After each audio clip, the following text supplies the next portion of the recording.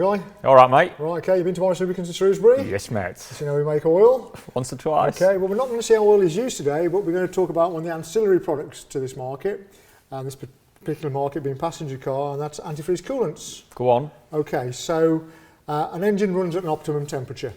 Okay, and in order to maintain that optimum operational temperature, it's surrounded by a coolant jacket, and in that coolant jacket will be an antifreeze coolant solution. Yeah, okay. Okay, so it's all about maintaining, say, operational efficiency of the engine. So an antifreeze coolant has many, many jobs to do.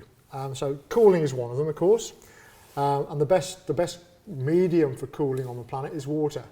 So water's great, but of course, if you've got water going around an engine, corrosion. on its own, corrosion's a Massive problem. corrosion, yeah. Get it too cold, of course, it turns to ice. Expands, cracks summits, Yeah, load of ice is expense. less We've dense been down than that water. road. Yeah, you know, so it's got nowhere to go, so we all crack and break things. So it's great taking heat away, but as I say, at low temperatures, it's no good. So we have to mix that with something called monoethylene glycol, or MEG. Go on. Okay? So monoethylene glycol basically is added, and that interferes with the formation of ice crystals. So if you put 50% ethylene glycol and 15% water together, you'll get down to about minus 35, minus 37 degrees centigrade. Right. Without it freezing, which is plenty of protection. 50-50, Yeah, okay. 50-50. Is that the normal mix?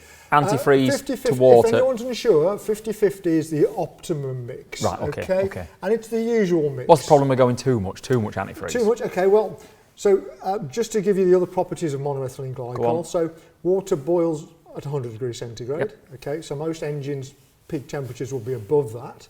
So you don't want water boiling away. So monoethylene glycol actually increases the boiling point, if you like, of water. So rather than it boiling at 100, you need to get to about 107, 108 degrees centigrade. Okay. So And it's under pressure as well, which increases a pressurised system, exactly. Increases the boiling point. Okay. Exactly. So it's a pressurised system, as you know, if you've ever taken the expansion bottle cap off and it's still hot. Good way to get scalded. Absolutely. Yeah. So you've got this balance. So 50-50 is the optimum. So you've got enough water in there to cool. You've got enough monoethylene glycol to stop it boiling away and to stop the ice crystals forming. But monoethylene glycol isn't very good at taking heat away.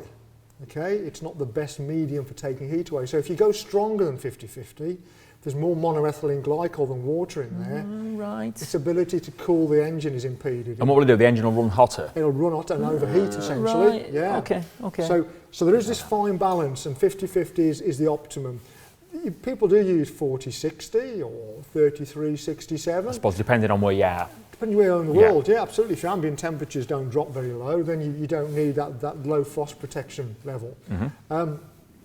So that's what monoethylene glycol does. So that kind of, as I say, gives you cold performance without ice crystals forming and damaging the engine, and stops the water from boiling away. But of course, that's only part of the overall scenario, if you like, because again, you've got water in there, as you say, and you don't want corrosion taking place. So you have to start putting in something called inhibitors. So inhibitors are chemical compounds which basically prevent rusting and corrosion taking place within the system of the engine. Now, inhibitors have several jobs. One is, I say, protect metallurgies, which may be in there, different alloys, steels, whatever else could be in there, coppers. But also, monoethylene glycol, when it gets hot, oxidizes. Okay, so the thermal soak on it, because obviously it's going around a hot engine all the time, will cause it to oxidize, and oxidization causes acidic byproducts. So now you've got acidic compounds floating around a mainly metallic system.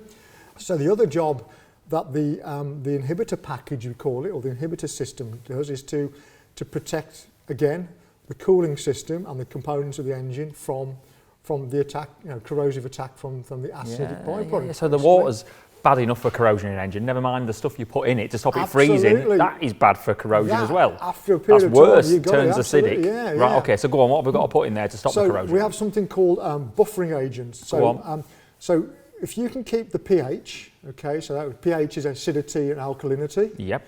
If you can keep the pH of the solution about 8.5, so water's neutral at 7. Go on. 8.5 is slightly alkali. Okay, so when the acids start to form, the alkali reacts with the acids and neutralises them.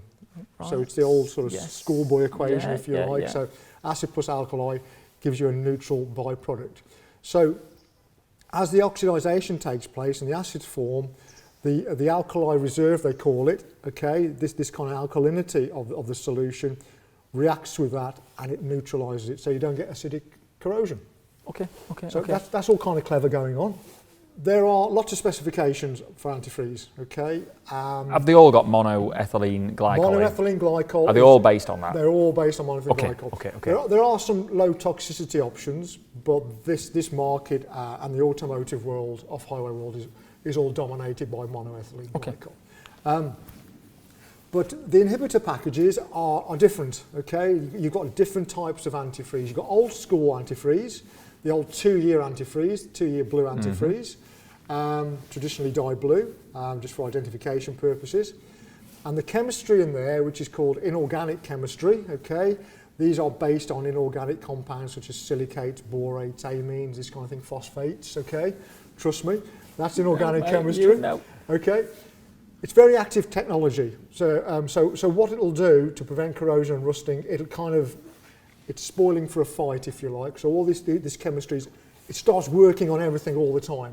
So because it's working actively all the time on everything in the system, it depletes really quickly. It only lasts about 2 years. Okay. Which is why you should change.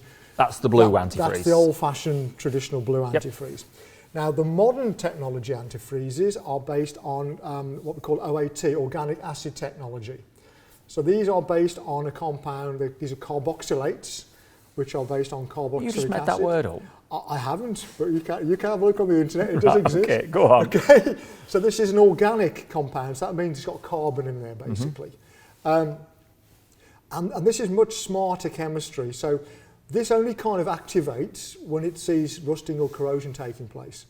So whereas the old technology trying to stop corrosion and rusting that isn't taking place all the time. Yeah, it wears itself out and only lasts 2 years. Exactly. So this is smarter. Organic-based antifreeze. Yes. So organic acid technology antifreeze, or OAT, is the abbreviation that's used. It only activates as and when that chemistry is required. So it lasts up to 5 years.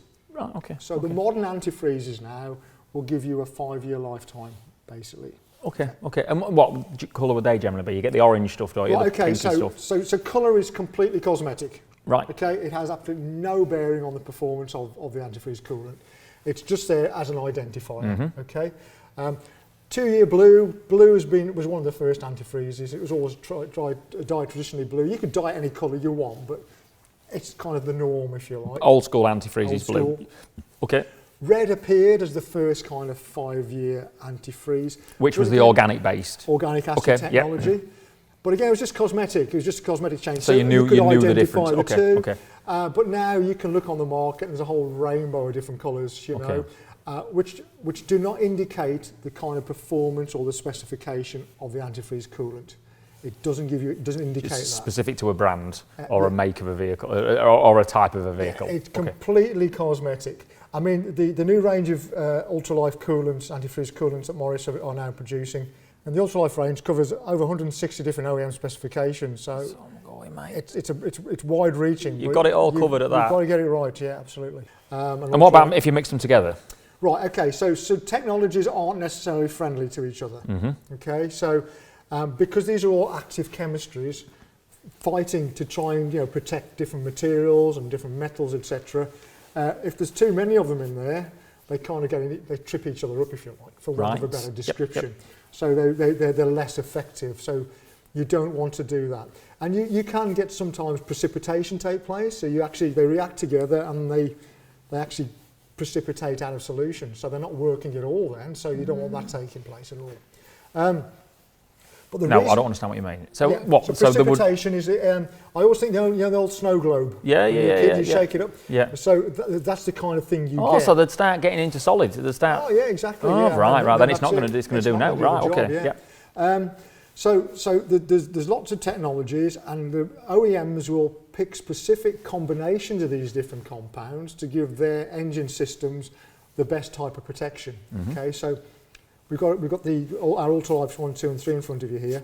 And these are all geared slightly differently towards different manufacturers' requirements. So for example, sort of Japanese, Korean manufacturers, they like the OAT technology antifreezes, the modern 5-year ones. Yep, yep. But they like a little bit of old school phosphate in there as well. Okay, now phosphate is a corrosion inhibitor. It's also a buffering agent to stop this acidic corrosion taking place. But they like that because it gives them a little bit of extra oomph, if you like, to corrosion protection. But some manufacturers like a bit of silicate. Now silicate's brilliant for aluminium components. Okay. Silicate for like so silicate's a good inhibitor for aluminium components.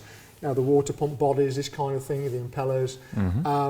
That's great, but silicate can attack certain gasket seals and materials as well. So if your engine's built with those, it's breaking the rubber hoses down and all of that. All sorts. So you can't put that into those types of engines.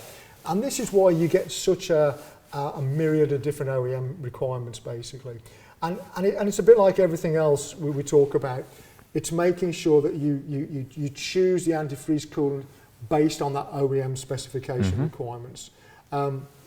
Which is why, as I say, the Ultralife range covers a wide range of OEM specifications because everyone wants something slightly different to optimise their protection to their cooling systems. There's a lot of specifications. It's all about making the correct choice to optimise the protection within that engine system. And again, like all these things, you know, if people need advice or technical advice, they can obviously phone Morris Lubricants technical services team. We you can boys guide and people girls in the know. right direction. You know, lot to know, boy. There's a lot to know. But I say it's important. It's all about, again, maintenance. You know, we talk about maintenance. We talk about optimising, you know, the protection of the engine types. And it doesn't matter whether, you know, whether it's a diesel, petrol or hybrid. You've got to be choosing the correct antifreeze coolant to maximise the life out of that. And it's efficiency. Maximise the efficiency, then you maximise or reduce the kind of emissions that's coming out of the exhaust pipe as well. It's all about now, isn't it? It's all about that. Yeah. It's all hand in hand. So yeah, so that's antifreeze coolants. Mega. All Play. Learning. Thank you, Guy. Thank you very much. Good man. So if you want to see any more content like this or videos with Guy, then visit the Morris Lubricants website or our YouTube channel.